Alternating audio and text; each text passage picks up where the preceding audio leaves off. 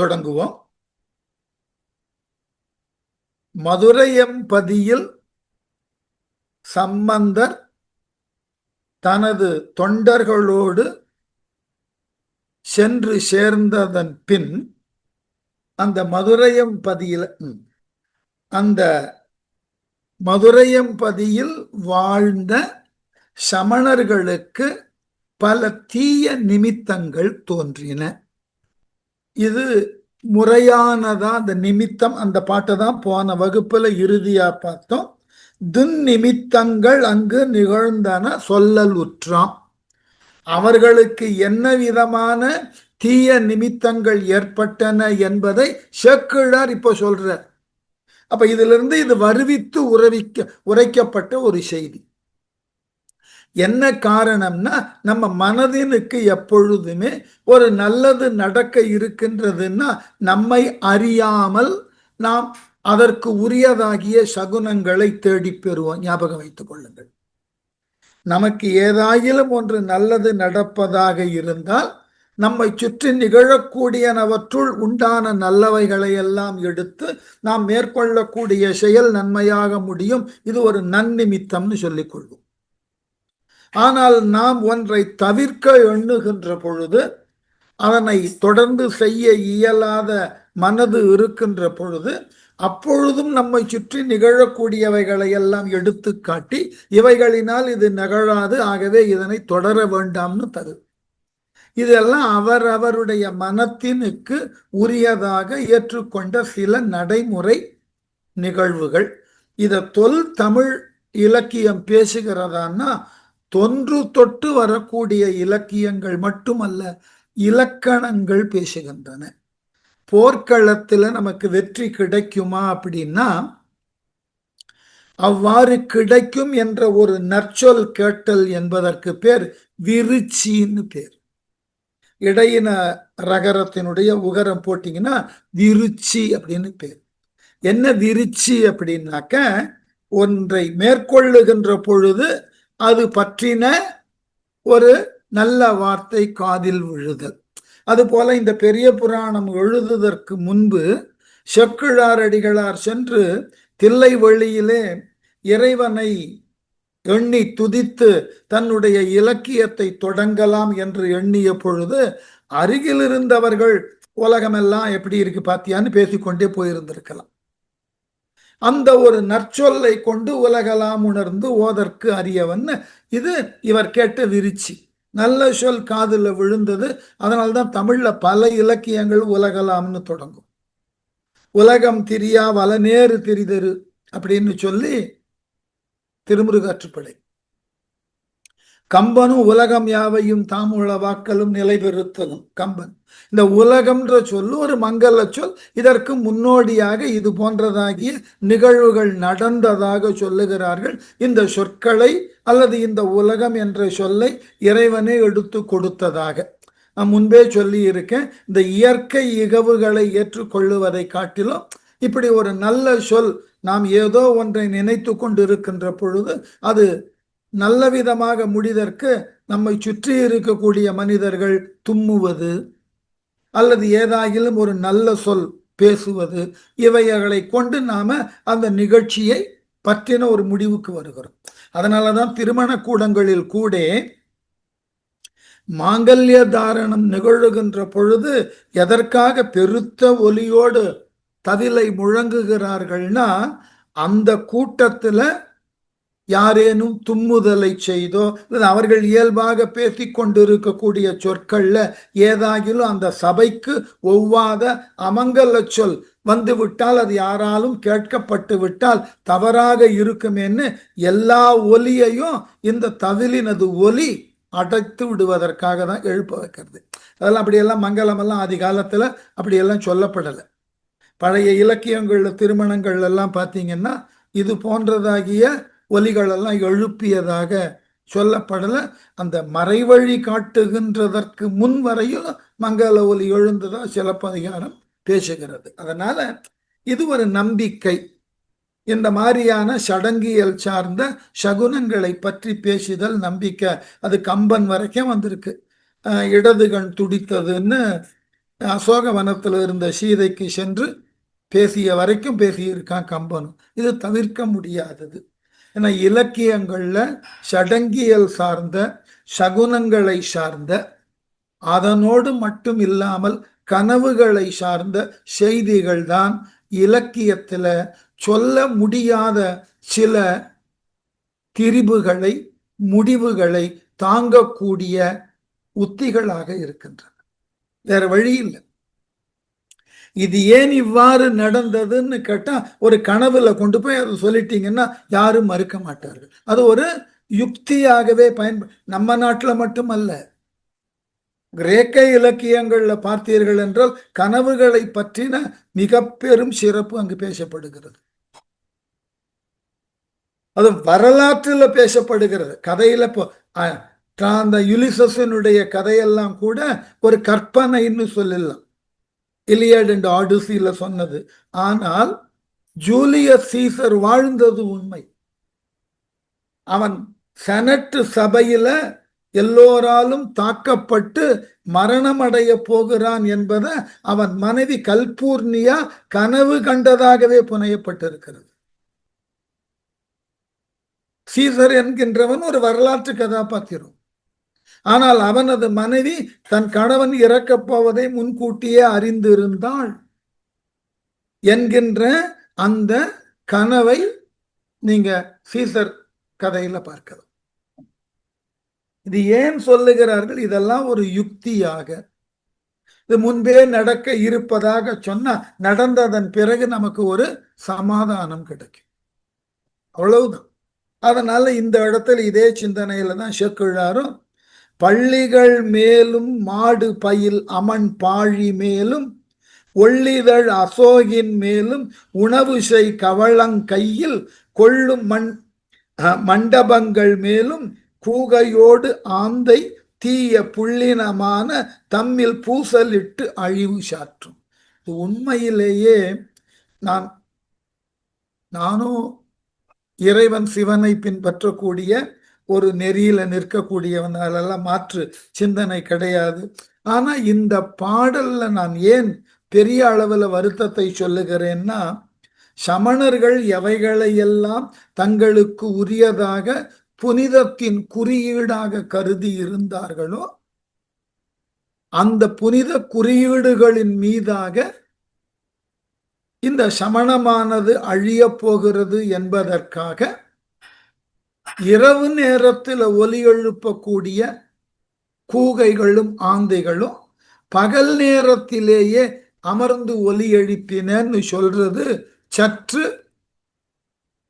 மிகைப்படுகிறது. பாருங்க, பள்ளிகள் மேலும் பள்ளிகள்னு சொன்னா இந்த சமணர்கள் தங்களினுடைய தத்துவங்களை விளக்குதற்கு எடுத்துக்கொண்ட மையங்களுக்கு பேரு பள்ளின்னு பேர். இந்த சமண பள்ளியும் புத்த பள்ளியும் தொடக்கத்துல பாலி மொழியிலிருந்து எடுக்கப்பட்டது. ஞாபகம் வச்சுக்க, அது நம்முடைய தமிழ் சொல்லும் அன்று, இந்திய மொழியில் இருக்கக்கூடிய எந்த மொழி சொல்லும் அன்று. இது பாலி மொழியிலே பள்ளினாக்க வேர் யூ கேன் கெட் நாலெட்ஜ்னு அர்த்தம். அதை தான் இப்போ ஆங்கிலத்தில் என்ன பண்ணாங்க, school of physics, school of கெமிஸ்ட்ரின்னு மாத்தினாங்க. School where you can get a particular knowledge, அதுக்கு சொன்னதுதான். இது நம்முடைய மொழியே கிடையாது. இன்றைக்கு அதை நம்முடைய மொழி போலவே கையாட ஆரம்பிச்சிட்டோம். ஆகவே அந்த பள்ளிகள் மேலும், அந்த பள்ளிகள்ல தான் சமயம் பற்றின விவாதங்களும் சமய கணக்கர்களை பற்றின முழுமையுமான புரிதலும் நடக்கக்கூடிய இடம். ஆகவே பள்ளிகள் மேலும் மாடு பயில் அமன் பாழி மேலும். இந்த அமன் பாழின்னு சொன்னாக்க சமண குருமார்களாக உள்ளானவர்கள் தாங்கள் இருக்கக்கூடிய ஒடுக்கத்துக்கு பேரு பாழின்னு பேர். இன்னைக்கு அந்த சொல்ல எல்லா மடாலயங்களிலும் கையாளுகிறார்கள். ஒடுக்கத்துல தம்பிரான் இருக்கார்னா அவருக்கு உண்டான தனிப்பட்ட இடத்துல அவர் இருக்காருன்னு அர்த்தம். அவரை போய் அங்க யாரும் இடையூறு செய்ய முடியாது, அழைக்க கூட முடியாது. அந்த ஒடுக்கத்துக்குள்ள போனார்கள் என்றால் அவர்கள் மௌனமாக தியானத்துள் தங்களை ஈடுபடுத்திக் கொள்வார்கள். இதுக்கு பேரு பாழின்னு பேர். பாழ்னா வெற்றிடம், வேற ஒண்ணும் இல்லை. அங்க ஏதொன்றும் இருக்காது. அந்த குருமார்கள் அந்த இடத்திற்கு போய் அமர்ந்து தங்களினுடைய மௌனத்தை வளர்த்து நிட்டை கைகூடும் வரைக்கும் அமர்ந்திருப்பார்கள். இன்றைக்கு குகைகள் எல்லாம் அதை பார்க்கலாம். குகைகளினுடைய நெறிமுறையே அப்படித்தான் உருவாயிற்று. இதை சமணர்கள் பாழினர். பாழி என்பது ஒவ்வொரு சமண குருமார்களும் தங்களுக்கு உரிய தனித்த இடத்தில் அமர்ந்து தாங்கள் மேற்கொள்ளக்கூடிய மௌனம் அல்லது நிட்டை கூடலுக்கு உரிய இடம் பாழி.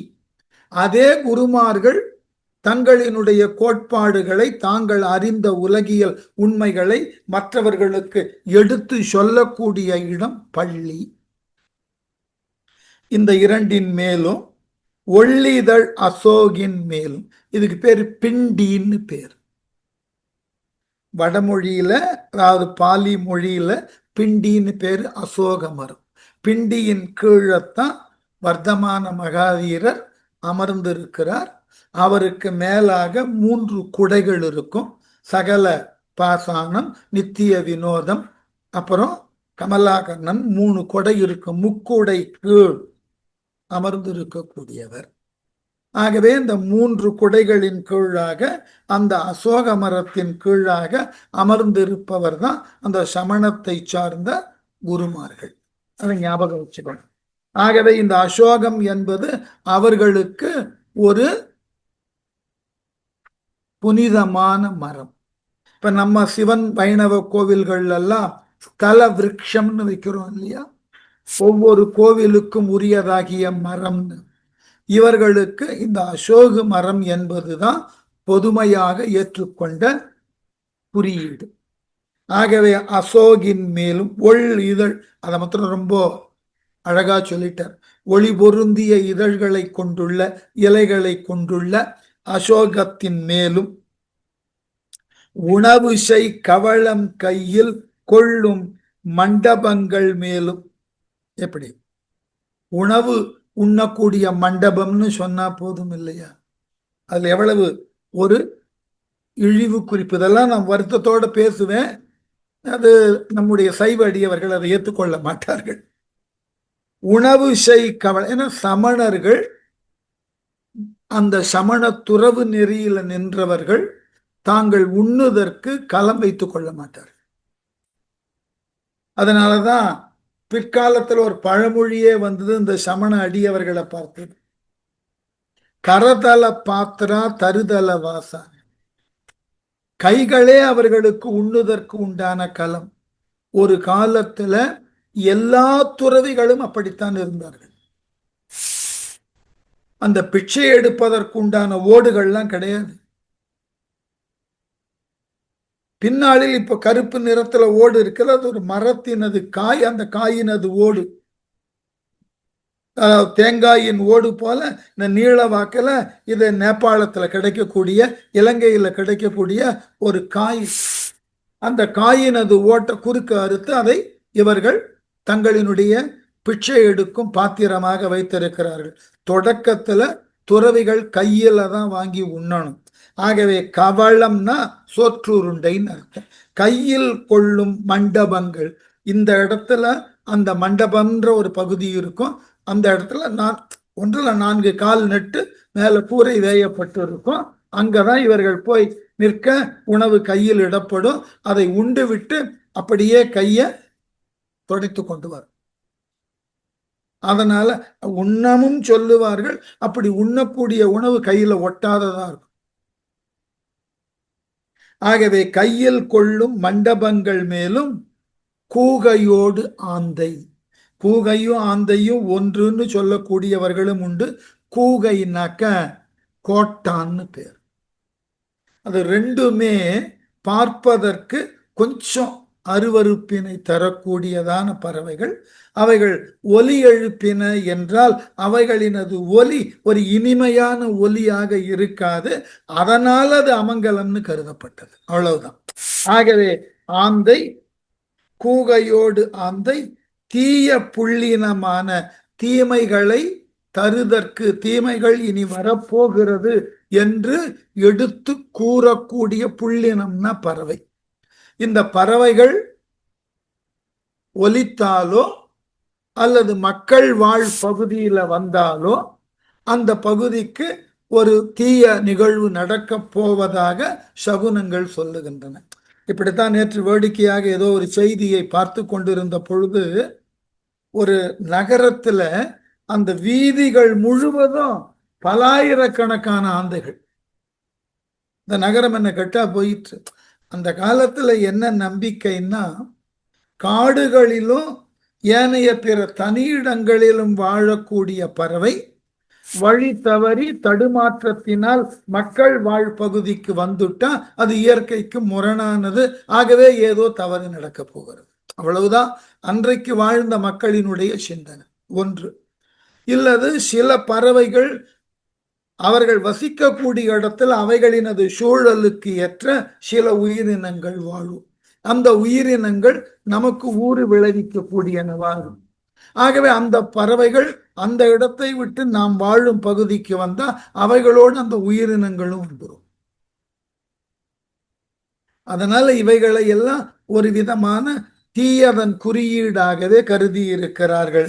புள்ளினமான தம்மில் பூசல் இட்டு அழிவு சாற்றும் இவைகள் ஒன்றோடு ஒன்று போர் செய்து இனி இந்த ஊரினுக்கு வரக்கூடிய அழிவினை சாற்றும். பாருங்க, அந்த ஊருக்கு வரக்கூடிய அழிவுன்னா பொதுவான இடங்கள்ல எல்லாம் இந்த பறவைகள் இருந்ததுன்னு சொல்லலாம்.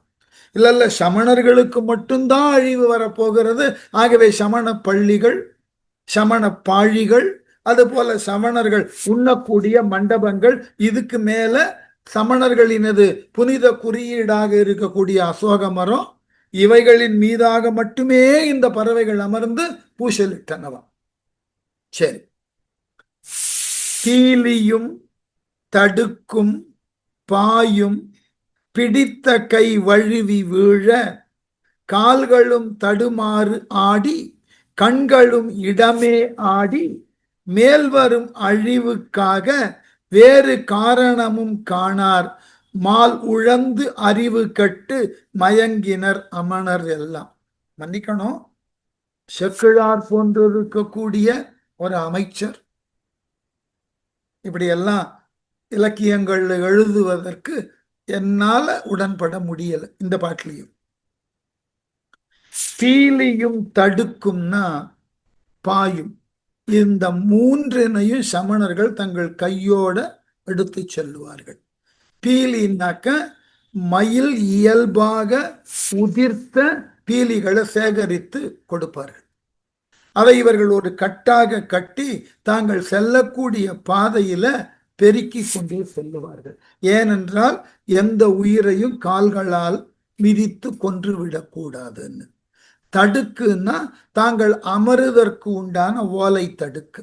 பனை ஓலையிலோ ஈச்சம் ஓலையிலோ பின்னி இருப்பார்கள். ஒரு ஓரடிக்கு ஓரடி இருக்கும், ஒரு சதுரமா, அது தடுக்கு.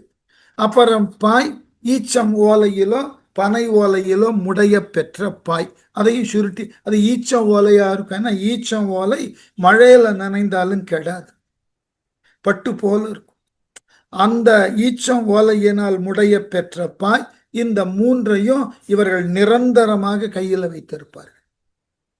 ஏனென்றால் அமருகின்ற பொழுது உடல் நேரடியாக பூமியோடு தொடர்பு கொள்ளக்கூடாது.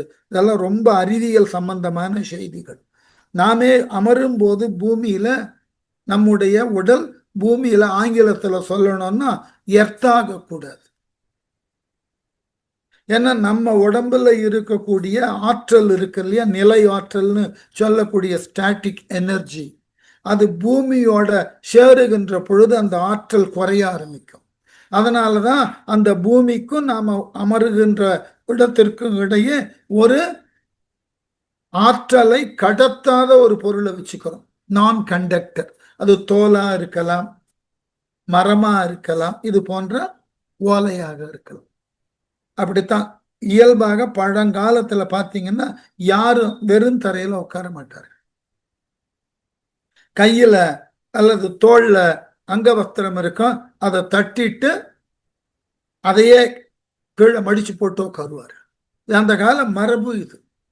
இது அன்றைக்கு அறிவியல் பூர்வமாக சிந்தித்தார்கள் எல்லாம் தெரியாது. இல்லை நான் தங்களினுடைய ஆடை அழுக்காகிவிடக்கூடாது அப்படியும் இருக்கலாம். ஆனால் பின்னாளில் அது நிரூபிக்கப்பட்டது. நம்முடைய உடல் ஆனது நம்ம காலில் போட்டிருக்கக்கூடிய எல்லா விதமான கால் அணிகளாகிய செருப்புகளை பாருங்க, ஒன்று தோல் இல்லைன்னா ரப்பரா இருக்கும். துறவிகள் மரக்கட்டையில போட்டு கொண்டிருந்தார்கள். 3 நான் கண்டக்டர்ஸ். இவைகள் மின்சாரத்தை கடத்துவது இல்லை. அப்ப நம்ம உடம்புல இருக்கிற ஆற்றல் பூமியில கடத்தப்படாமல் இருக்கணும்னா நாம பூமிக்கு நமக்கு இடைப்பட்ட, அதனாலதான் சமண துறவிகள் எல்லாம் ஒரு குறிப்பிட்ட ஆற்றல் பெற்றதற்கு அப்புறம் அந்த ஆற்றல் பூமிக்கு மேலேயே அவர்கள் நிற்பார்கள். நம்ம புராணங்கள்ல தேவர்களுக்கு அந்த தகுதியை கொடுக்கும். ஏன்னா அவர்கள் ஆற்றல் எந்த விதத்திலும் குறைவுபடாமல் இருக்கின்றதுன்னு அவர்கள் நம்பி இருக்கிறார்கள். அதனால இந்த தடுக்கு போடுதலோ தோல் போட்டு கொள்ளுதலோ அதெல்லாம் சரி. ஆனால் இவ்வாறு இந்த மூன்றினையும் கை கொண்டு இருக்கக்கூடிய இந்த சமணர்கள் பிடித்த கை வழுவி, இவர்கள் கைகளில் இருந்து அவைகள் நழுவி கீழே விழுந்தனவா. இதெல்லாம் அவர்களுக்கு தீய சகுனமா. வீழ கால்களும் தடுமார் ஆடி, கால்களும் தடுமாற தொடங்கினதா. அவர்களால இவைகள் கீழே விழுந்ததனால அவர்களால் முறையாக நடக்க முடியல. மாறாடி கண்களும் இடமே ஆடி, ஆண்களுக்கு இடது கண் துடித்ததுன்னா துன்பம் வரப்போவதாக சகுனம். ஆகவே கண்களும் இடமே ஆடி என்னவா, மேல் வரும் அழிவுக்காக வேறு காரணமும் காணர். தங்களுக்கு இது ஏதோ ஒரு அழிவை தரத்தக்கதாக இருக்கிறது, ஆனால் இதற்குரிய காரணம் என்னன்னு தெரியாது. ஏன்னா மன்னரால் ஆதரிக்கப்பட்டு இருக்கிறோம், நல்ல விதமான வாழ்க்கையை வாழுகிறோம். ஆகவே நமக்கு என்ன இனி துன்பம் வருவதற்கு இருக்கிறது என்று அவர்களுக்கு விளங்கவில்லை. சம்பந்தர் ஊருக்குள்ள வந்தது அவர்களுக்கு தெரியாது. காணார் மால் உழந்து, மால்னா மயக்கம்னு அர்த்தம். மால் உழந்து மயக்கத்தின் வயப்பட்டு, அடுத்த வார்த்தை மோசம், அறிவு கெட்டு. மயக்கம் வந்ததுக்கு அப்புறம் எப்படி அறிவு கெடும்? மயக்கம் வந்தாலே புலனெல்லாம் ஒடுங்கிடும். அதனால அறிவு கெட்டு மயங்கினர் அமணர் எல்லாம், சமணர்கள் எல்லாம் என்ன செய்வது என்று தடுமாறினார்கள். கந்தியர் தம்மில் தாமே கணன்று எழு கலாங்கள் கொள்ள வந்தவாறு அமணர் தம்மில் மாறு கொண்டு ஊறு செய்ய பொறை முதல் வைப்பும் விட்டு சிந்தையில் சற்றம் முன்னாம் தீக்குணம் தலை நின்றார்கள்.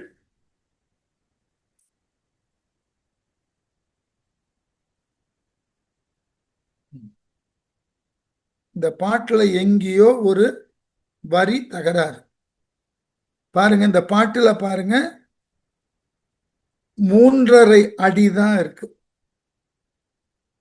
ஒரிஜினல் பதிப்பு என் கையில இருக்கு.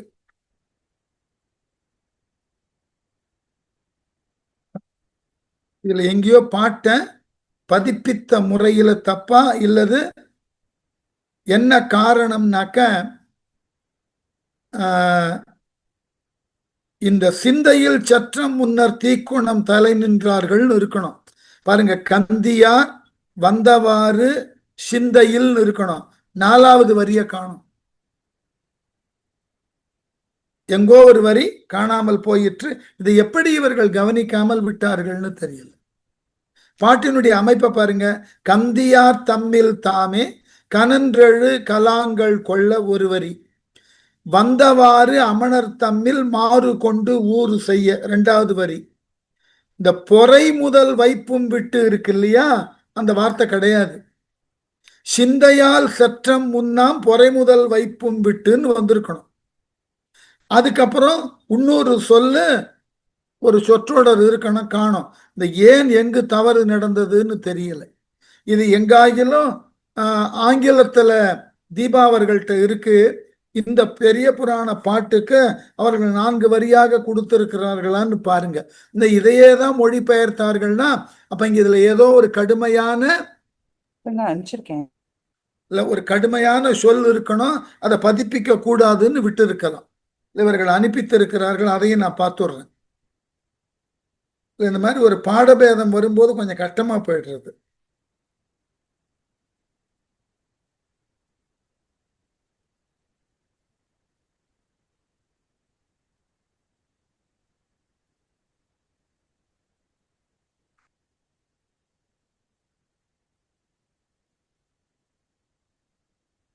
இங்கேயும் அதே தான் பிரச்சனை.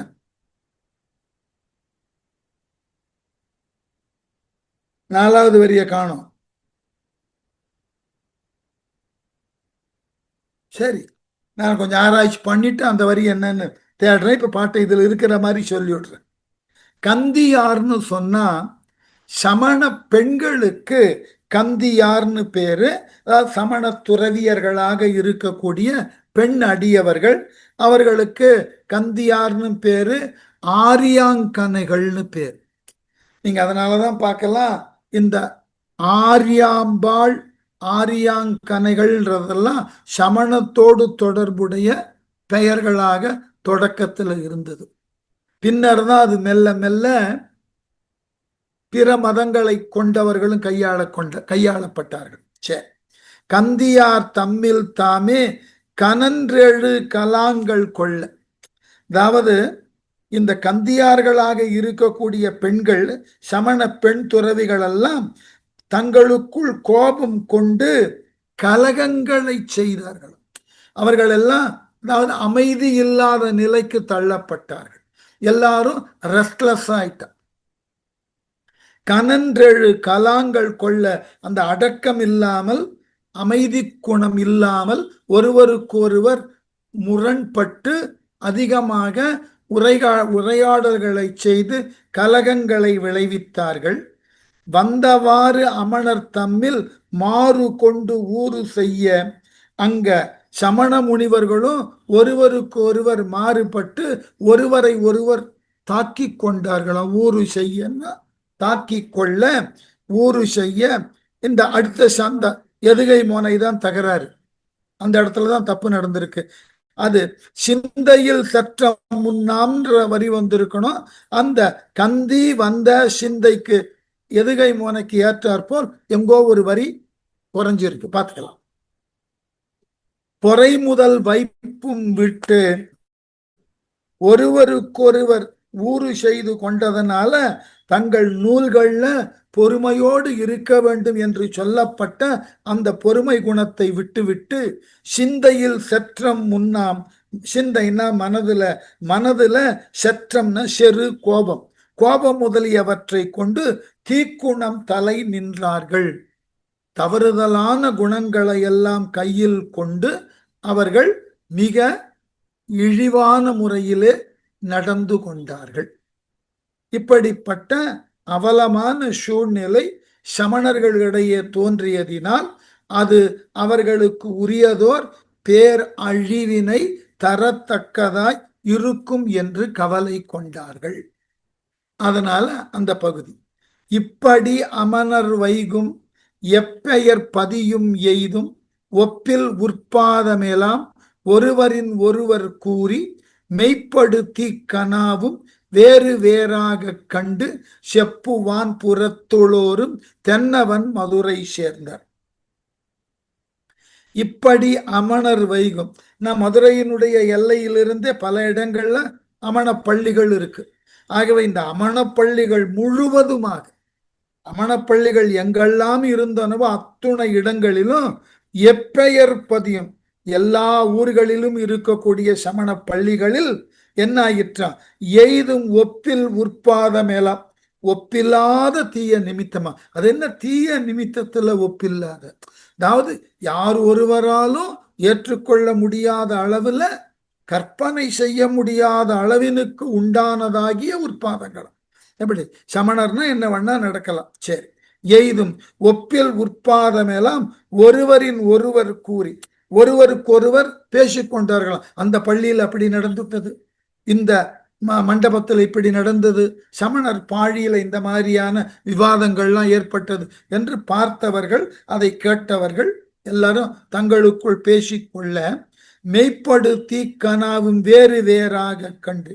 இதுக்கு மேல இந்த சமணர்களும் அந்த சமணத்திலே உள்ள ஆண் பெண் துறவியர்களும் பல தீய கனவுகளையும் கண்டார்களாம். வேறு வேறாக கண்டு, ஒவ்வொருத்தருக்கும் ஒவ்வொரு விதமான தீய கனவு கண்டு.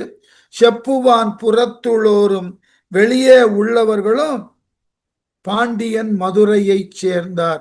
தென்னவனால் ஆளப்படக்கூடிய மதுரை எம்பதிக்கு வந்து சேர்ந்தார்கள். எல்லாரும் பாண்டிய நாட்டில் இருக்கக்கூடிய அத்துணை சமண அடியவர்களும் இது போன்றதாகிய தீய சகுனம் ஏற்பட்டதனால தங்களுக்கு ஏதாகிலும் நடக்க போகிறதுன்ற கவலையில எல்லாம் தலைநகர் நோக்கி வந்தார்கள், மதுரையை நோக்கி. அப்பதான் அத்தனை சமணர்களையும் அங்கு வாதத்துல இவர் அழைத்து வெல்ல போகிறார் இல்லையா. அதனால அங்கங்கு தனியா இருந்துட்டா வம்பு, எல்லா சமணர்களும் இங்க ஒன்று கூடியாயிற்று மதுரையில. அந்நகர் தன்னில் வாழ்வார் புறம்பு நின்று அனைவார் கூடி மன்னவன் தனக்கும் கூறி மருண்ட உள்ளத்தராகி துண்ணிய அழுக்கு மெய்யில் தூசிலார் பலரும் ஈண்டி இன்னன கனவு கண்டோம் என எடுத்து இயம்பலுற்றார். அந்நகர் தன்னில் வாழ்வர், வெளியூரிலிருந்து, அதாவது பாண்டிய நாடுன்றது பெரிய பரப்பு. ஆகவே அந்தந்த ஊர்கள்ல இருந்த சமண அடியார்கள் மதுரையை நோக்கி வந்ததுனால இப்ப மதுரை மாநகரத்துல இருக்கக்கூடிய சமண அடியார்கள், வெளி ஊர்களில் இருந்து வந்த அடியார்கள் எல்லாம் ஒன்றாக திரண்டார்களாம். அந்நகர் தனில் வாழ்வார்னா மதுரையில வாழக்கூடிய சமண அடியார்கள் புறம்பு நின்று அனைவார் கூடி, புறப்பகுதிகளில் இருந்து மதுரை மாநகருக்கு வெளியே உண்டான பல ஊர்களில் இருந்து அச்சத்தினால் வந்த சமண அடியார்களும் ஒருங்கு கூடி ஒன்றாக சேர்ந்து அனைவார் கூடி மன்னவன் தனக்கும் கூறி மன்னனிடம் சென்று முறையிட்டார்கள்.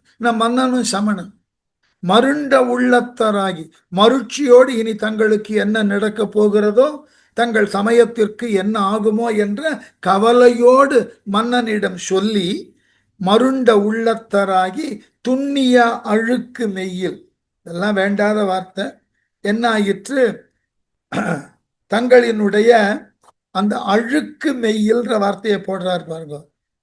அவர்களது உடல் அழுக்கோட இருக்கும், பயணப்பட்டு வந்ததினால ஏற்பட்ட அழுக்கு.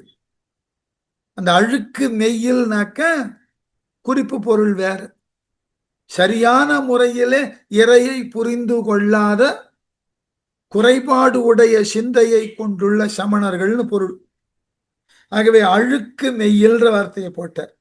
ஆகவே அழுக்கு மெய்யில் தூசிலார் பலரும் ஈண்டி, அந்த தூசிலார் பலரும் ஈண்டினாக்க இப்படிப்பட்ட அழுக்குகளோடு கூடிய சமணர்கள் பல ஊர்கள்ல இருந்து பயணப்பட்டு வந்ததனால அவர்கள் ஒன்றாக சேர்ந்து மதுரைக்குள்ள வந்தார்கள். இன்னன கனவு கண்டோம் என எடுத்து இயம்பினார்கள்.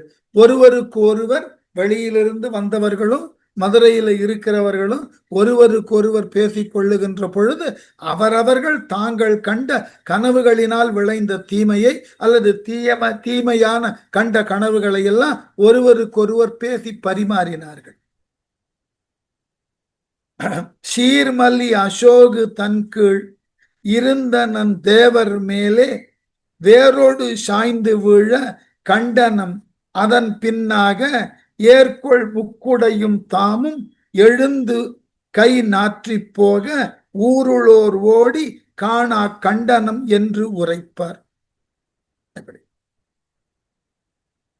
சீர்மலி அசோக் அவர்களினது பெருமைக்கு உரியதாகிய அவர்களினது மத குறியீடாகிய அசோக மரம் என்னாயிற்றா, தன் கீழ் இருந்த நன் தேவர், அந்த அசோக மரத்தின் கீழாக அமர்ந்து ஞானம் கைகூட பெற்ற அவர்களது தேவராகிய வர்த்தமான மகாவீரர். ஞாபகம் வச்சுக்கணும், வர்த்தமான மகாவீரர் சமணத்துல 24வது தீர்த்தங்கராக மதிக்கப்படுகிறார். அவருக்கு முன்னாடி 23 தீர்த்தங்கரர்கள் இருந்திருக்கிறார்கள். 23 பெயர் இருக்கு. அவர்களுக்குண்டான யக்ஷன் யக்ஷிகள் சொல்லப்பட்டு இருக்கின்றன. அவர்களுக்குண்டான லாஞ்சனம் சொல்லப்பட்டு இருக்கிறது. இது சமணத்துல ஒரு மிகப்பெரிய வலுவான நம்பிக்கை. அதாவது சமணத்துல முதல் கொள்கை என்னன்னா, நீங்கள் எந்த அளவினுக்கு தூய்மையானவராய் இருக்கிறீர்களோ அதற்கு ஏற்றாற்போல் உங்களினுடைய ஆன்மா பெரியதாய் இருக்கும். இப்ப நம்முடைய மதங்கள் எல்லாம் என்ன சொல்லுகின்றன? ஆன்மா என்பது ஒன்றுதான். அதற்கு எந்த வடிவமோ ரூபமோ கந்தமோ ஸ்பரிசமோ கிடையாது. அந்த ஆன்மா எந்த உடலுக்குள்ள போய் சேருகிறதோ அந்த உடலின் தன்மைக்கு தன்னை தகாமைத்துக் கொள்ளும். இதுதான் நாம பார்க்கிறோம். ஆனா சமணம் என்ன சொல்லுகிறதுன்னா, நீ மேலானவனான மேன்மையான உயர் குணங்களுக்கு உரியவனாக இருந்தால் உன்னுடைய ஆன்மா பெரியது. அந்த ஆன்மா பெரியது என்பதற்கு ஏற்றாற் போல உனது உடலும் பெரியது. இது அவர்கள் நம்பிக்கை. அதனாலதான் சமண பள்ளிகள்ல அந்த சமண இறை உருவங்கள் எல்லாம், அந்த அடியார்கள் உருவங்கள் எல்லாம் போய் பார்த்தீர்கள் என்றால் வானளாவிய உயரத்தில் இருக்கும். இப்ப நம்ம கர்நாடக மாநிலத்துல இருக்கக்கூடிய சிரவண பலகுலா இருக்கு இல்லையா, அந்த பலகுலால போனீங்கன்னாக்க அதுவே பாலி மொழி சொல். வேடிக்கை. அது நாம என்னமோ நம்முடைய இந்திய மொழின்னு கொண்டு இருக்கோம். இல்லை, சிரவணம்ன்ற சொல்லு பாலி மொழி. சரி, அந்த ஊர்ல போனீங்கன்னா இருக்கக்கூடிய அடியவர் யாருன்னா கோமடேஸ்வரர்னு பேரு. அவர் ஒரு தீர்த்தங்கர். அவருடைய உயரம் பார்த்தீர்கள்னா மீ பெரும் உயரம். என்ன காரணம்னா ஆன்மா பெரியது. அவர்கள் மிக உன்னதமான ஆன்மாக்கள். இந்த அடிப்படையில ரிஷபதேவர்னு சொல்லக்கூடிய முதலாக தோன்றின தீர்த்தங்கரர் இருக்கார் பாருங்க. அவர் 240 வில் உயரம் உடையவர். எல்லாம் சமண புராணங்கள் இருக்கு. மேருமந்திர புராணம் என்பது சமண புராணத்தினுடைய ரொம்ப மேலானதோர் நூல். நமக்கு மகாபாரதம் மாதிரி அவங்களுக்கு. அந்த நூல்ல இந்த தீர்த்தங்கர்களின் தோற்றம், அவர்கள் உருவ அமைப்பு, அவர்களுக்கு உண்டான விளக்கங்கள். அப்ப முதல் தீர்த்தங்க தேவரர் பேர் என்னன்னா விருஷப தேவான்னு பேர். கொஞ்சம் கவனித்து பாருங்க. நமக்கு முதல்ல சிந்துவெளி நாகரீகத்தின் எச்சமாக கிடைச்ச உருவமே தலையில கொம்புள்ள ஒரு உருவம். அந்த உருவத்தின் அமர்ந்துள்ள பீடத்துக்கு கீழே ஒரு 2 வரிகளுக்கு நடுவில் ஒரு வட்டம், அதுல ஒரு தர்ம சக்கரம், அதற்கு சுற்றி விலங்குகளினது உருவம். இதுதான் தொடக்கத்தில் இங்கு இருந்த மதமாக இருக்க வேண்டும்னு அவர்கள் வரையறுக்கிறார்கள். அந்த ரிஷப தேவர் தான் அவருக்கு உண்டான யக்ஷனும் யக்ஷியும் யார் தெரியுமா? பரமசிவனும் பார்வதியும். எப்படி? பரமசிவனும் பார்வதியும் யக்ஷனாகவும் யக்ஷியாகவும் கொண்டிருந்தவர் ரிஷபதேவர். பின்னாடி என்னாச்சு? நாம அந்த ரிஷபத்தை, இந்த பரமசிவனையும் பார்வதியையும் மேலான கடவுளாக்கி அந்த ரிஷபம் என்கின்ற காளைய வாகனமா மாற்றும். இதெல்லாம் விவாதிக்கப்படக்கூடிய இடங்கள். அப்படியே பிளைண்டாலாம் விட்டுட்டு போக முடியாது. எது இவ்வாறு ஒன்றிலிருந்து ஒன்று கிளைத்தது, எது முதலானது, இதெல்லாம் விவாதத்திற்குரிய பொருள்கள். சமணரை கேட்டீர்கள்னா அவர்கள்தான் ஆதி என்று சொல்லுவார்கள். எங்களிலிருந்து தான் தோன்றியது எல்லாம்னு அவர்கள் இன்னமும் வாதிக்கிறார்கள். நல்ல ஆதாரங்களை வைத்திருக்கிறார்கள். நாம அதற்கு ஏற்ற, அதனால்தான் நம்மிடம் உண்டான அத்துணை இறைவர்களும் அந்த ரிஷபதேவர் முதலாக சொல்லப்பட்ட ஒவ்வொரு தீர்த்தங்கரர்களுக்கும் யக்ஷன் யக்ஷியாக நம்முடைய தெய்வங்கள் போகிறார். அவர்களுடைய முடிவு 24 தீர்த்தங்கரர். ஏன்னா புத்தரை பத்தி சொல்லும் போது சித்தார்த்தன் புத்தனானதற்கு முன்பே வந்த புத்தர்கள் ஏராளமான புத்தர்கள். அத மணிமேகலை பேசுகிறது, பார்த்தோம். தன் சமயத்தினுடைய திறம் கேட்டு தவம் தொழில் புரிந்தாள் மணிமேகலை. அந்த கடைசி காதை பகுதியில இருக்கக்கூடிய பல புத்தர்கள் பெயர் சொல்லப்பட்டிருந்தது. இதே போல பிற நாடுகளில் இருந்து வந்த மதங்களிலும் இந்த நம்பிக்கை உண்டு. நீங்க விவிலியத்தை எடுத்தீங்கன்னாக்க இயேசுநாதருக்கு முன்பே பல இறை தூதர்கள் வந்திருக்கிறார்கள். இயேசுநாதர் வாழ்ந்த காலத்திலேயே ஒரு இறை தூதர் இயேசுநாதருக்கு உரியதாகிய ஞானஸ்தானத்தை வழங்குகிறார். அதே போல இஸ்லாமை எடுத்துக்கிட்டீங்கன்னா நபிகள் நாயகத்திற்கு முன்பு பல நபிகள் வந்திருக்கிறார்கள். மூசா நபி வந்திருக்கிறார். அதனாலதான் இவர்கள் என்ன பண்ணார்கள், முகமதை நபிகளுக்கு எல்லாம் நாயகமாக எடுத்துக்கொண்டார். அதுக்கப்புறம் வேற யாரும் கிடையாது. நபிகள் நாயகம், பல நபிகள் தோன்றி இருக்கிறார், அதுல இவர் நாயகம்னு இவர்களாக புனைந்து அதை இவருக்கு பின் வேறு ஒருவரும் வருவதற்கு இல்லை, வர இயலாதுன்ற அளவுல கொண்டு போய் முடித்தார்கள். ஆனா விவிலியம் மட்டும் என்ன சொல்லி கொண்டிருக்கிறது, மீண்டும் அவர் வரப்போகிறார். இதெல்லாம் என்னன்னாக்க நம்முடைய பாரதத்துல கிளைத்த கீதையும் அதைத்தான் சொல்லுகிறது. மீண்டும் நான் வரப்போகிறேன், நான் மீண்டும் வருவேன். எப்பொழுதெல்லாம் இந்த உலகம் அறத்திலிருந்து விலகி அழிவு சிந்தனைக்கு உட்படுகிறதோ அப்பொழுது அறத்தினை மீண்டும் நிலைநிறுத்த நான் வருவேன். இந்த மாதிரியான நம்பிக்கைகள் தான் நம்முடைய வாழ்நாள்ல நாம கொஞ்சம் நிம்மதியாக இருப்பதற்கு கையாளக்கூடிய யுக்திகள். அதாவது வாழ்க்கையில அதிர்ச்சின்றது இருந்து கொண்டே இருக்கும். அந்த அதிர்ச்சியை நம்மால விளக்க முடியாது. ஆனால் இந்த அதிர்ச்சிக்கு நாம ஒரு குஷன் கொடுக்கலாம். To avoid the shock of reality, அதற்கு நாம சில நம்பிக்கைகளை வைத்துக் கொண்டு வாழ்கிறோம். நம்மால இயலாத நிலை வரும்போது என்ன பண்றோம், எல்லாம் கடவுள் பார்த்துப்போம்.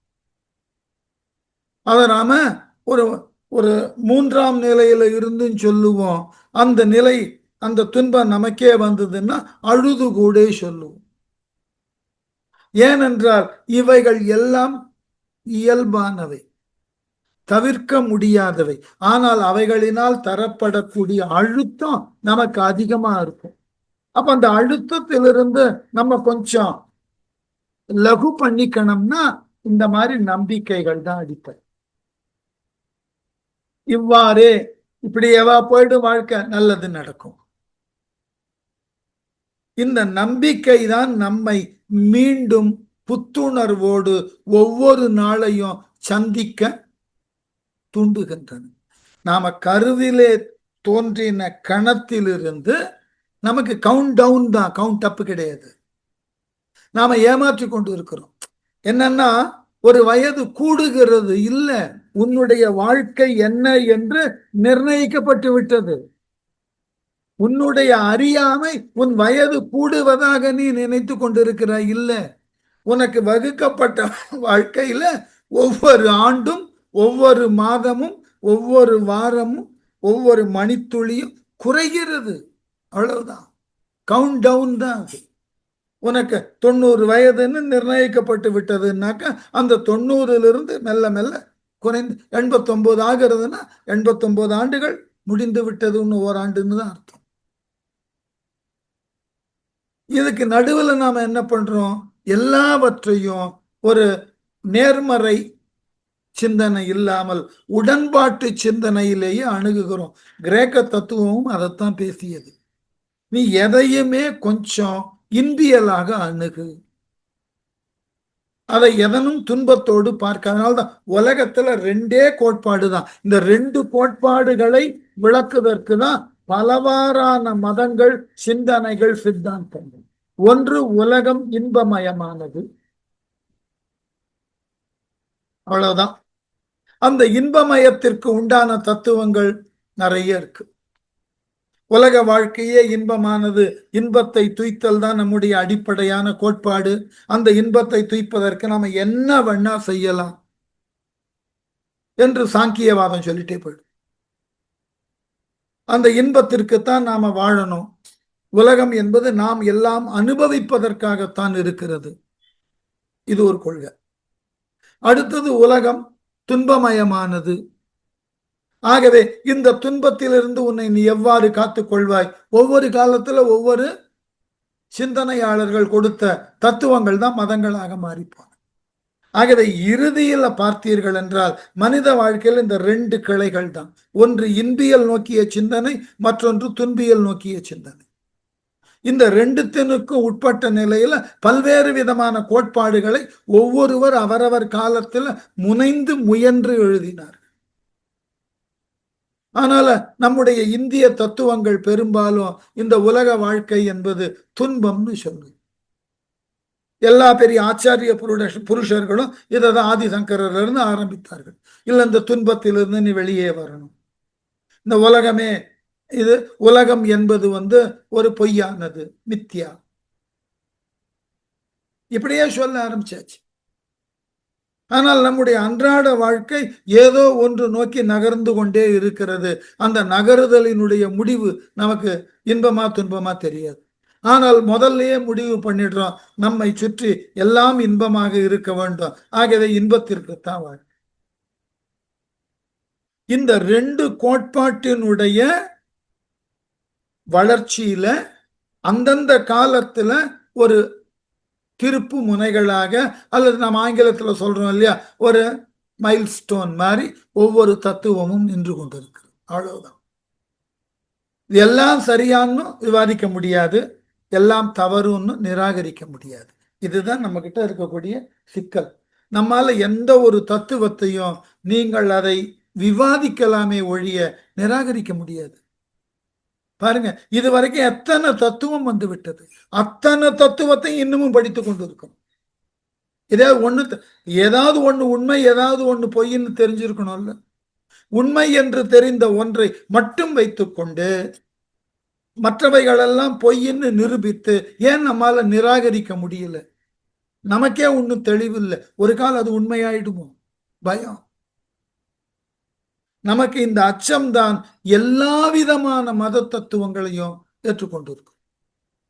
அது சரியா தவறு? ஒரே மதத்துல பல சிந்தனையாளர்கள், வேத நெறி, வைதீக நெறி, சனாதன நெறின்றெல்லாம் சொல்லி கொண்டிருக்கிறோம். எத்துணை சிந்தனையாளர்கள் வரிசையா வந்தான், அத்தனை பேரை ஏற்றுக்கொண்டிருக்கிறோம். இன்னமும் வந்து கொண்டிருக்கிறார்கள், இன்னமும் சொல்லி கொண்டிருக்கிறார்கள், கேட்டுக்கொண்டிருக்கிறோம். இதுதான் இந்த தத்துவங்களினுடைய மிகப்பெரிய பலம், மக்களினது மிகப்பெரிய பலவீனம். அதனாலதான் அந்த அசோக மரம், அதன் கீழ் அமர்ந்து இருக்கக்கூடிய வர்த்தமானர் என்று சொல்லக்கூடிய 24வது தீர்த்தங்கரர் வேரோடு சாய்ந்து வீழ, அந்த அசோக மரம் வேரோடு பெயர்ந்து அதன் கீழ் அமர்ந்திருந்த தீர்த்தங்கர் சிலை மீது விழுந்ததாம். வீழ கண்டனம், இதை கனவுல பார்த்தோம். அதன் பின்னாக அதுக்கப்புறம் ஏற்கொள் முக்குடம், ஏர்னாக்க பெருமைன்னு, பெருமையான 3 குடை. நீங்க சமண கோவில்கள்ல போய் பார்த்தீங்கன்னா பெரிய குடை, அதுக்கு மேல கொஞ்சம் சின்னது, அதுக்கு மேல இன்னும் கொஞ்சம் சின்னது, 3 குடை இருக்கும். முக்குடைன்னு பேர். முச்சகம் நிழற்றும் முக்குடை கீழ்னு தான் சமண வாழ்க்கை தொடங்குகிறது. ஆகவே 3 உலகங்களையும் தன் ஆட்சியின் கீழாக வைத்துக் கொண்டிருக்கக்கூடியவர் இந்த 3 குடையின் கீழாக அமர்ந்திருக்கிறார். பூமலி அசோகின் நன்னூலினுடைய 1000 நூற்பா. அதனால அந்த பூக்கள் மலிந்து இருக்கக்கூடிய அசோகம்னு அவர்கள் மத குறியீட்டில் சொல்லுவார்கள். அந்த மரம் வேரோடு சாய்ந்து இந்த தீர்த்தங்கரர் சிலை மீது விழுந்தது. அதனோடு அவர் மேலாக உள்ள 3 குடையும் தாமும் எழுந்து கை நாற்றி போக, அந்த 3 குடைகளும் தாமாக கீழே விழ, தாமுமாக அத்தேவர் எழுந்து கைகளை தொங்கவிட்டு போக, ஊரை விட்டு வெளியே போறது போல ஒரு காட்சி. எழுந்து கை நாற்றி போக, இனி என்னால் செய்வதற்கு ஒன்றும் இல்லை என்று. இந்த கை நாற்றுதெல்லாம் என்ன தெரியுமா? வாஷ் ஆஃப் த ஹேண்ட்ஸ் கிரீக்கில். இனி என்னால் செய்வதற்கு ஒன்றும் இல்லை என்று கைவிதிர்கோடல்னு பேர் அதுக்கு. ஆகவே கை நாற்றி போக ஊருளோர் ஓடி காண கண்டனம். இந்த காட்சியை ஊர்ல இருக்கிற மக்கள் எல்லாம் ஓடி சென்று பார்க்கக்கூடிய அளவில் நாங்கள் கனவாக கண்டோம். ஒவ்வொரு குறிப்பும் அதில். அடுத்தது, குண்டிகை தகர்த்து பாயும் பீரி ஓர் குரத்தி ஓட பண்டிதர் பாழி நின்று கழுதை மேல் படர்வார் தம்பின் ஒன்றொடி இயக்கியாரும் உளையிட்டு புலம்பி ஓட கண்டனம் என்று சொன்னார் கையறு கவலை உற்றார்.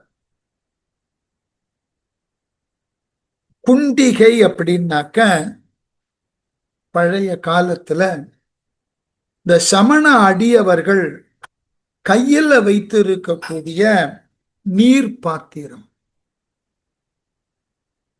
தொடக்கத்துல இது எதில் செய்யப்பட்டதாக இருந்ததுன்னாக்க, பல பேருக்கு அதெல்லாம் பார்த்திருக்கக்கூடிய வாய்ப்பு ஏற்பட்டு இருக்கலாம்.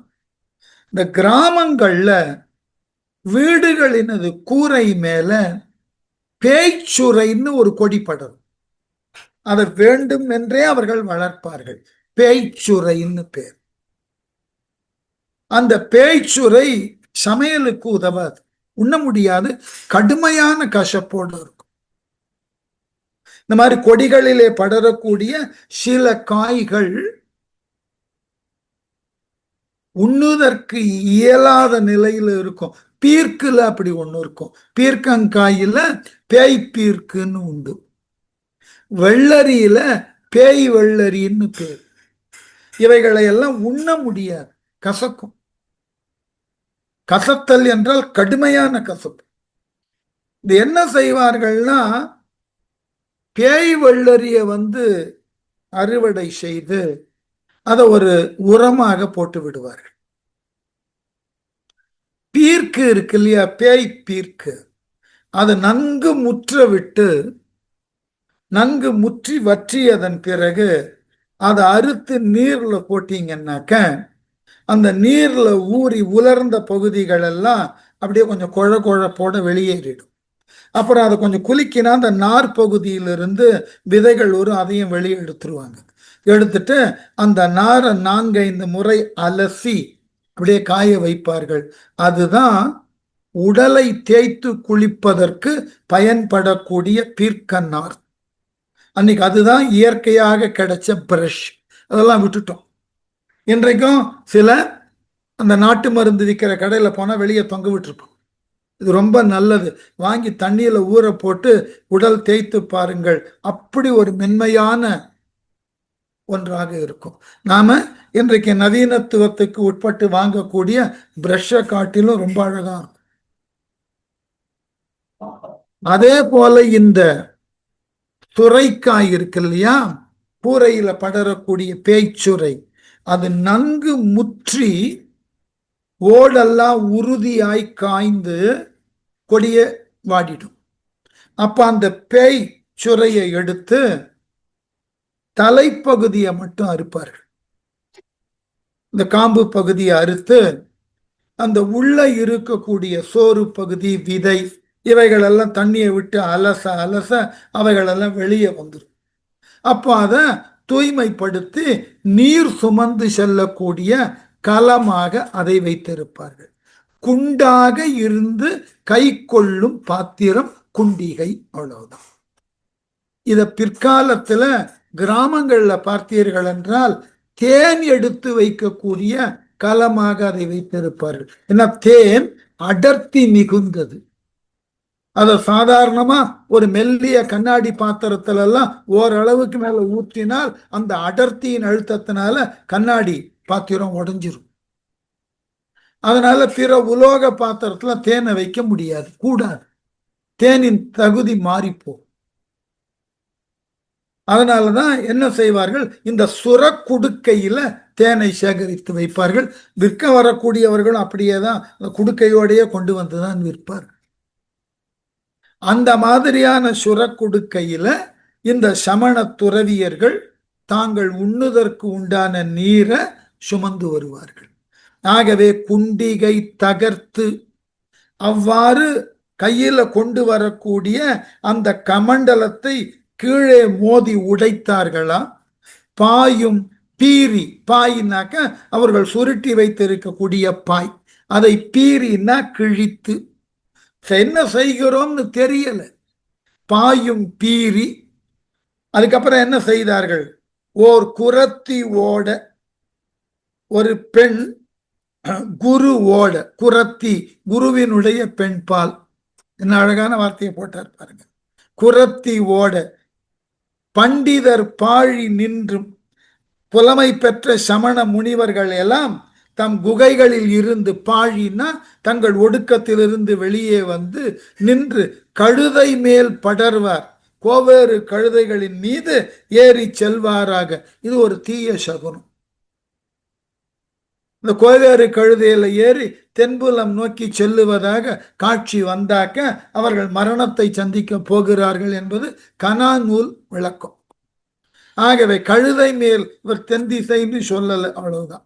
படர்வார்னா செல்லக்கூடிய, தம்பின் ஒன்றொடி இயக்கியார், அந்த செல்லக்கூடிய துறவிகளுக்கு பின்னால் ஒளிவுடைய வளையலை அணிந்த தவ பெண்கள், இயக்கியர்கள் தவ பெண்கள், ஒன் தொடி இயக்கியாரும். இந்த இடத்துல தப்பு, உரை எழுதுறவர்கள்லாம் நான் யக்ஷன் யக்ஷின்னு சொன்னேன் இல்லையா, இயக்கன் இயக்கின்றது தமிழ்ச்சொல். ஆகவே ஒவ்வொரு சமண அடியவர்களுக்கு காவலாக உண்டான இயக்கன் இயக்கியர்கள்ல இந்த இயக்கி ஊளையிட்டு கொண்டு ஓடினாலாம் ஊரை விட்டு. உளையிட்டுனாக்க அந்த உளை அப்படின்றது அழுகுரலை எழுப்பி, ஊளைன்ற சொல்லதான் விகாரமா குறைச்சி எழுதியிருக்கார். ஊளையிட்டு புலம்பி ஓட, எல்லாரும் ஊரை விட்டு வெளியே ஓடுகிறார்கள். கண்டனம் என்று சொன்னார், கையறு கவலை உற்றார். இப்படிப்பட்ட காட்சிகளையும் நாங்கள் கனவிலே கண்டோம் என்று கையற்றவர்களாய், செய்வது என்ன என்று தெரியாதவர்களாய் இவர்கள் எல்லாம் புலம்பினார்கள். காணிடை நட்டமாடும் கண்ணுதல் தொண்டர் எல்லாம் மீனவன் மதுரை தன்னில் விரவிடக் கண்டோம் என்பார். கோனவன் தானும் வெய்ய கொழுந்தழல் மூழ்கக் கண்டோம், ஆன பின் எழவும் கண்டோம், அதிசயம் இதுவாம் என்பர். என்ன நாகரீகத்தோட சொன்னார் பாருங்க. தங்களை ஆளக்கூடிய மன்னன் சமண மதத்தை விட்டு சைவத்திற்கு செல்ல போகிறான் என்பதை எப்படி குறிப்பா சொன்னார் பாருங்க. காணிடை நட்டமாடும், இடுகாட்டில நடனத்தை ஆடக்கூடிய சிவன் இருக்கிறானே, கண்ணுதல் தொண்டரெல்லாம், நெற்றியிலே கண்ணை உடைய அந்த சிவபிரான் தொண்டர்கள் எல்லாம் மீனவன் மதுரை தன்னில், மீன் கொடியை தனது கொடியாக கொண்ட பாண்டிய மன்னனது நகரில் விரவிட கண்டோம். எல்லாம் சைவடியார்கள் கூட்டமா இருக்கிறத பார்த்தோம். மதுரை என்பதையே மாறப்போகிறதுன்றது இவர்கள் கனவுல தெரிஞ்சது. ஆகவே மதுரையில எங்க போனாலும் முழுக்க முழுக்க சிவனடியார் கூட்டமாக இருக்கிறத பார்த்தோம். கோனவன் தானும், கோன்னா அரசன், கோனவன் தானும் அரசனும் வெய்ய கொழுந்தழல் மூழ்க கண்டோம், நெருப்புல மூழ்குவதை பார்த்தோம். அந்த சமணம் என்கின்ற மதத்திலிருந்து விலகி இவன் சைவத்திற்கு வரப்போவதினால தன்னை தூய்மைப்படுத்தி கொள்ள அவன் நெருப்பில் இறங்குவதாகவும் அதோட நிறுத்தல, மூழ்க கண்டோம், ஆன பின் எழவும் கண்டோம். அந்த நெருப்புல தன் மாசினை எல்லாம் போக்கி கொண்ட அந்த கூன் பாண்டியன் மீண்டும் மேல் எழுவதையும் கண்டோம், அதிசயம் இதுவாம் என்பார். இது என்ன அதிசயம்? நெருப்புக்குள்ள இறங்கினவன் எப்படி மேல வர முடியும்? இப்படிப்பட்ட ஒரு அதிசயமான காட்சியை எங்கள் கனவுகளிலே நாங்கள் கண்டோம். மழவிடை இளங்கன்று ஒன்று வந்து நம் கழகம் தன்னை உரழிடச் சிதறி ஓடி ஒருவரும் தடுக்க அஞ்சி விழவொரு புகழும் இன்றி மேதினி தன்னை விட்டு நிழலிலா மரங்கள் ஏறி நின்றிடக் கண்டோம் என்பர். சமணர்களை சம்பந்தர் எப்படி கழுவேற்றினார் அப்படின்றத சேக்கிழார் என்ன நாகரீகமா சொல்றாருன்னு பாருங்க. மழவிடை இளம் கன்று ஒன்று, இளமை பொருந்திய கன்றுன்னா இங்க ஞான சம்பந்தர் குறிப்பு பொருள். ஒன்று வந்து நம் கழகம் தன்னை, அப்படி இளமையோடு இருக்கக்கூடிய கன்று போல ஒருவன் இளம் பிராயத்தனாய் உள்ள ஒரு சிவனடியான் சம்பந்தன் வந்து நம் கழகம் தன்னை, அந்த காலத்துல கழகம்னா சமய சிந்தனைக்கு உரிய இடம்னு அர்த்தம். கழகம் தன்னை உளறிடச் சிதறி ஓடி, அங்கு வந்து அந்த இளம் கன்று போன்ற சம்பந்தன் என்ன செய்தான்? சங்கத்தை சுழல மிதித்து கலக்க உள்ள இருந்த எங்களை போன்ற சமண அடியவர்களெல்லாம் அந்த இடத்தில் இருந்து நிற்காமல் சிதறி ஓடினோம். சிதறி ஓடி ஒருவரும் தடுக்க அஞ்சி, அந்த இளங்கன்றை யார் ஒருவராலும் தடுக்க முடியல, அஞ்சி ஓடின சமண துறவிகள் என்ன செய்தோம் தெரியுமா? விழவொரு புகழும் இன்றி, எங்கு சென்று எங்களுக்கு உண்டான புகலிடத்தை தேடுவது என்று தெரியாமல் மேதினி தன்னை விட்டு, அந்த பாண்டிய நாட்டை விட்டு வெளியே போய் நிழலிலா மரங்கள் ஏறி, வார்த்தையை கவனிங்க, நிழல் இலா மரங்கள் ஏறி, நிழலில்லாத மரங்கள் மீது ஏறி நிற்கவும் பார்த்தோம்னா நிழல் இல்லாத மரம் எது? கழுமரம். ஆகவே நாங்கள் எல்லாம் அந்த கழுமரத்திலே ஏறி நிற்கக்கூடியதையும் பார்த்தோம். ஆகவே தாங்கள் பின்னாளில் கழுவிலே ஏற்றப்படக்கூடிய காட்சியையும் இந்த சமணர்கள் தங்கள் கனவிலே கண்டு கவலை உற்ற நிலையோடு பாண்டிய மன்னனிடம் வந்து முறையிடுகிறார்கள். அதன் பின் விளைவது என்ன என்பதை அடுத்த வகுப்புல பார்ப்போம்.